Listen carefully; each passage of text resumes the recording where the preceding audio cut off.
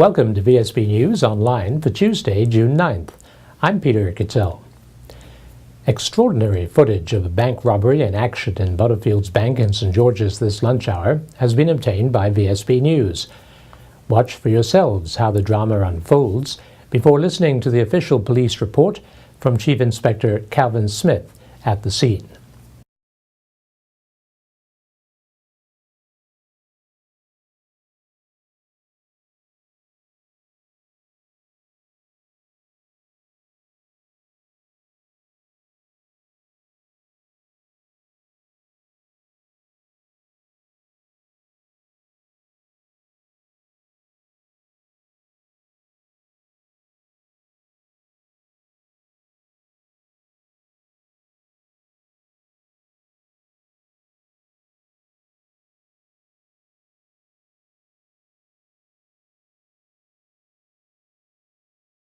This afternoon at 12:05 p.m., Bermuda Police Service, along with first responders, responded to a report of a burglary at the Bank of Butterfield here on King Square in St. George's.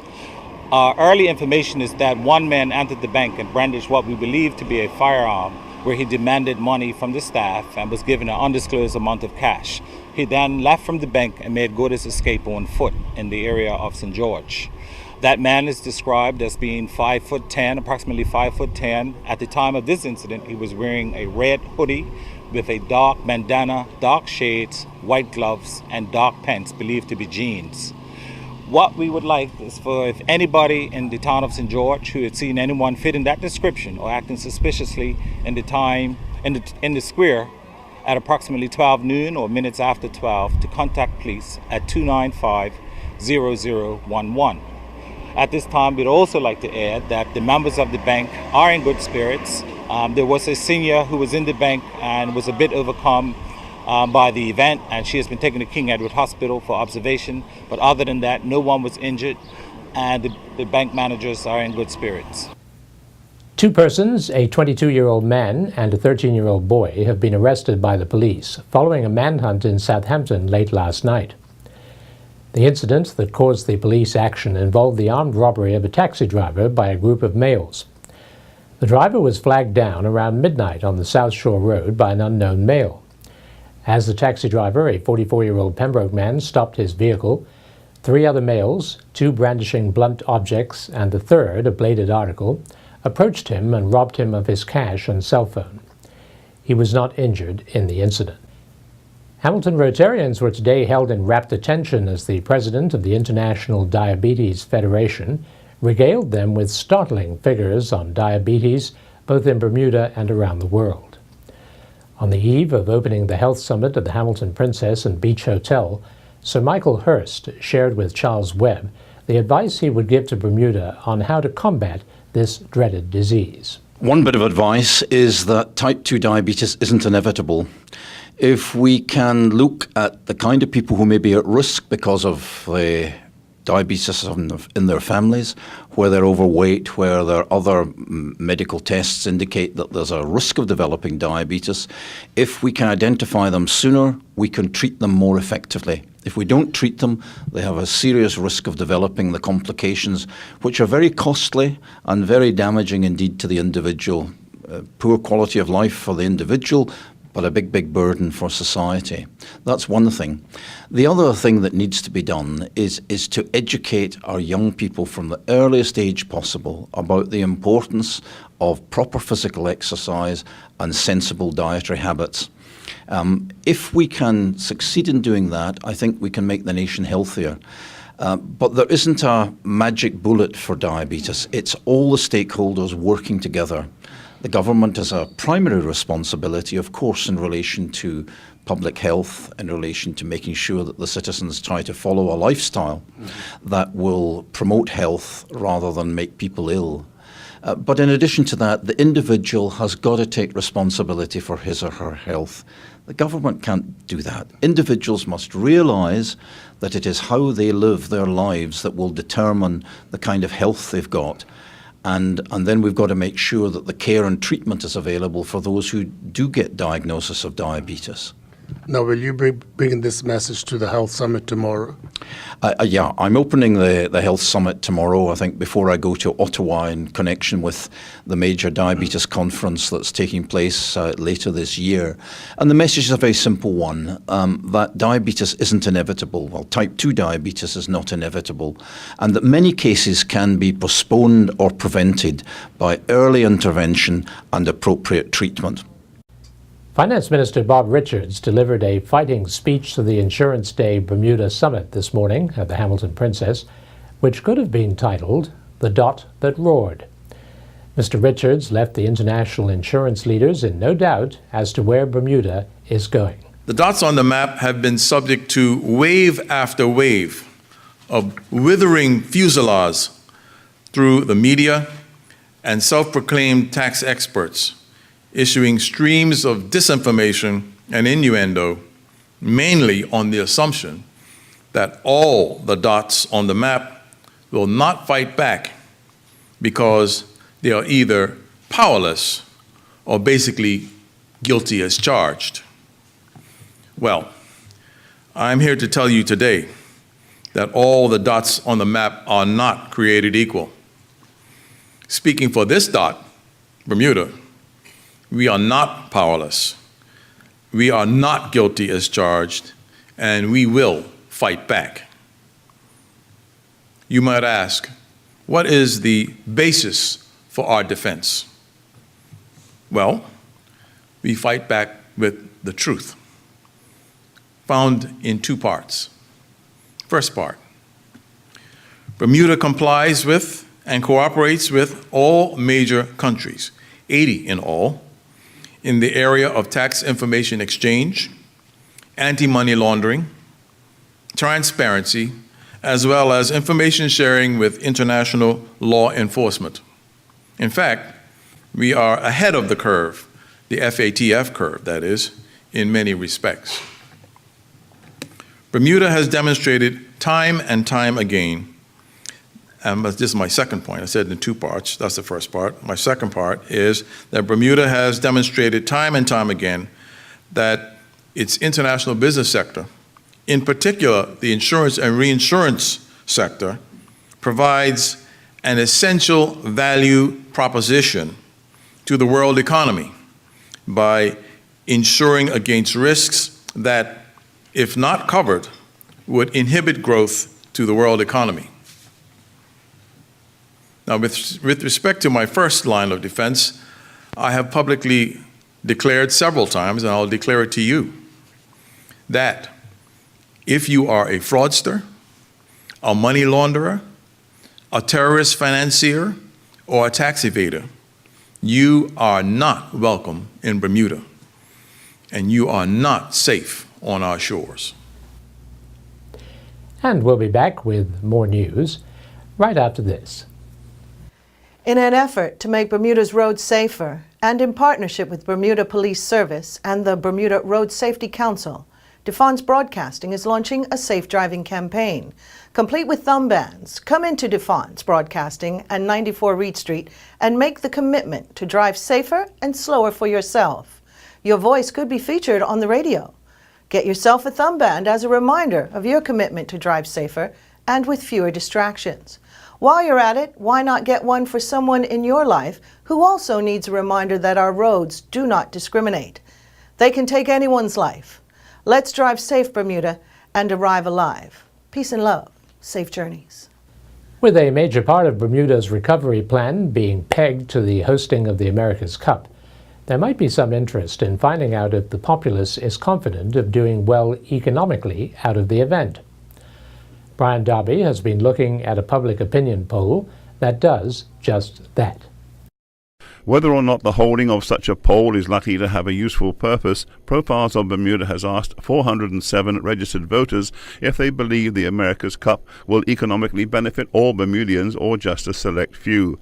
The result was that a vast majority, some 68.8%, thought that only a few would benefit, while 28.3% said it would benefit all, and 3% were not sure. By race, more than 8 in 10 blacks thought the economic benefits would go to a select few, while the same went for 4 out of 10 whites and others. Whites and others were more inclined to believe that the event would benefit all Bermudians, and by gender, females were more pessimistic than males, 72.7% to 62.2%. And on the other hand, 1/3 of males felt that all Bermudians would benefit. Brian Darby reporting for VSB News. With less than 2 weeks since opening Marcus's restaurant in the Hamilton Princess and Beach Club, it is already gaining rave reviews.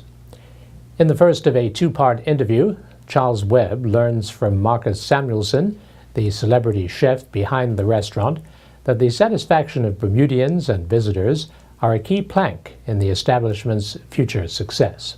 So far, the customer response been amazing. We're on a humble journey. You know, it's opening a restaurant is very challenging. A lot of moving part, but it's also a lot of fun. And we couldn't have a more beautiful place. And I'm really grateful that we're here at this moment. You use the word challenge. How challenging is it for your chefs to blend some of those local dishes with the typical Marcus creations? You know, it's teamwork. It takes team effort, you know, and we've had a lot of fun over the last 2 years to discover Bermuda, and I've learned a lot, and my team has learned a lot, and it's just a continuation of that, right? It's something that when we come here, we have to learn and take the island in, and then we have to guide and figure out how we make a menu that makes sense for Marcus's. And I think we're here now at this moment, and we learned a lot last year when we had our pop-up. It was small, but it was very important for us because we learned a little bit how the locals want to dine.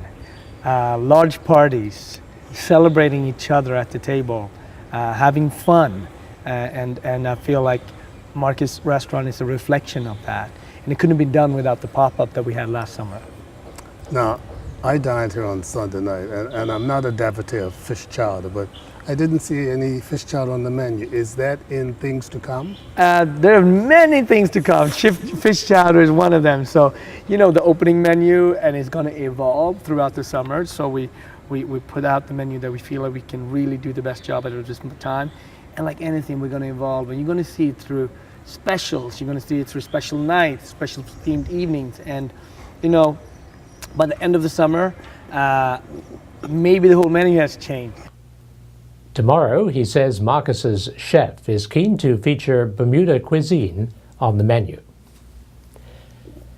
Two Bermuda college students, Joshua Stevens and Gary Taylor, spent the last weekend with a crew of scientists and their environmental science lecturer, Amy Harvey, on board the marine vessel Sea Dragon. The group were investigating the biodiversity of sea life in sargassum seaweed in the Sargasso Sea and examining marine plastics and their impact on the ocean. Ms. Harvey described the experience as amazing and said the students represented the college well. The work, she said, involved not only scientific research, but also teamwork to sail the boat in very windy conditions. Lead scientist was Bermuda's own Dr. Robbie Smith of BAMZ. A spokesperson for HSBC Bermuda declined to comment this morning on the news that the global bank is preparing to trim 50,000 jobs across the world as part of a massive reconstruction of the banking giant, the world's second largest bank, in the face of scandal and regulation. And now we turn to Earl Baisden for the latest from the sports desk. The Bermuda national football team jetted out for Guatemala this morning, but during their final training session at the National Sports Center last evening, the players and coaching staff represented Bermuda Sucks. Making the presentation was Mr. Jaja Robinson. So you guys are walking on a nice little mission to try and get us further in this World Cup. So on behalf of Permworks, Michael Sewers, and Extreme Sports, we want to present you guys with a pair of socks. Bermuda socks, a little patriotism for you guys to maybe wear together, warming up, going on the flight, something like that, to show your patriotism for Bermuda. And we have a pair for everybody. Now these socks, hopefully, that got special something in them, that when you wear them on 2 legs, will help you on 2 legs to bring back a good result. So I'm just gonna let my sons Wiley and Jaden hand them out to you guys, to all the coaches and everybody, and wish you all good luck. With the XL Catlin National Athletics Championships scheduled for this Friday and Saturday at the National Sports Center, Bermuda athletes have started arriving and preparing for the event. Aaron Evans says what he is looking forward to this coming weekend. Hopefully I want to run 146, something around there this weekend. That'll be one of the fastest times run on Bermudian soil. So I have a Nigerian coming in to race me. I have a Haitian also coming in and a Trinidadian coming in. So it should be fast. Staying with track and field news, back on April 30th during the 2015 National Junior Sponsorship Award Program, Bermuda National Athletics Association was granted the sum of $2,978 for Sakari Famous to have special coaching sessions with Coach Henrik Kayanoff. Kayanoff is in Bermuda working with Famous and has this opinion on the talented youngster and what Bermuda should be working on. Well, it didn't take a long time to see that you're dealing with a very gifted young athlete, and it's like an unpolished diamond. But here's a little bit problem in track and field. In many sports, we find many diamonds. But when we look back after 10 years, then you don't find many diamonds back at the top or at the victory stand somewhere, because we lose many on the way. And there's many reasons. One reason is injuries, other interest in other sports. There's many other stuff to do nowadays for young kids, playing with computers and everything. And it's lack of coaching qualities, for instance. Or maybe the chemistry between the coach and the athletes is over after 5 years. There's no click anymore. They are bored from each other. So there's many reasons. And it's a pity because we don't have too many of those athletes here, especially not in a small country like Bermuda, or a small country where I come from is Holland.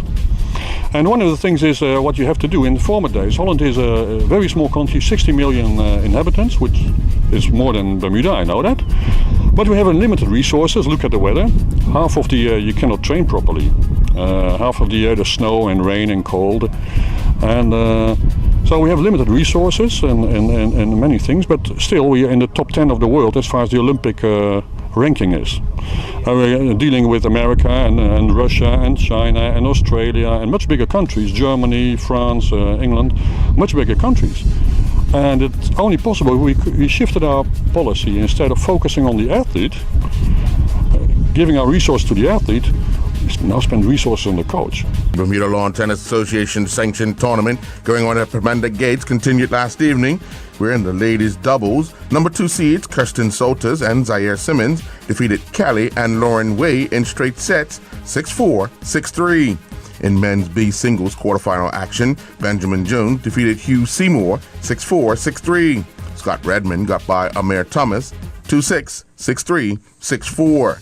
In men's A singles division action, Michael Way defeated Wilfred Gonzalez 6-love, 6-love. The Bermuda Inline Bowl Hockey League season continued at the PCC hockey rink last evening with yet another doubleheader, this time producing 31 goals. The St. George's Generals defeated the Somerset Snappers 7-6 in the opener. In a repeat of last Monday's opening match, the Snappers took on the Generals. St. George's outscored Somerset 3-0 in the first period, but the Snappers would outscore St. George's 3-1 in the second period. The Eastenders took a 4-3 lead with 1 period to play. Both teams scored 3 goals in the final 20 minutes to make it 7-6. The St. George's Generals got 2 goals from Jeffrey Engelman and Andrew Kernal, while Jeff Clare, Mike Malott, and Patrick Neal all added a goal each. Jeff Morash and Christopher Jackson scored 2 goals each for the Somerset Snappers, while Matthew Benson and Richard Campbell added a goal each. The Nightcap produced 18 goals with the Pembroke Pirates defeating the Paget Pistols 11-7. Warren Miller scored a hat-trick to lead the Pembroke Pirates to victory, while Jacob Amlong and Max Bovin added 2 goals each. Jason Venning, Ryan Wilson, Matthew Desjardins, and Adam Smith all added 1 goal each. Christopher Grantier scored a hat-trick for the Pistols, who also got 2 goals from Shannon Goose. They got single strikes from Joe Neal and Daniel Bordage. Kamal Leverock helped the Newport Cricket Club's first 11 record a 7-wicket victory over Wiseburn Cricket Club's first 11 at the Wiseburn Cricket Ground. Playing in the South Wales Premier Division 1, Newport won the toss and elected to field, restricting their opponents to 233 for 9 in their allotted 50 overs. Levrock did not bowl in the inning. In reply, Newport scored 236 for 6 in 42.1 overs. Levrock was not out on 35 off of 21 deliveries. He hit 4 fours and 2 sixes in his knock. I'm Earl Baisden reporting for VSB Sports. Looking at the weather for Wednesday, June 10th, it will be partly cloudy with a passing shower.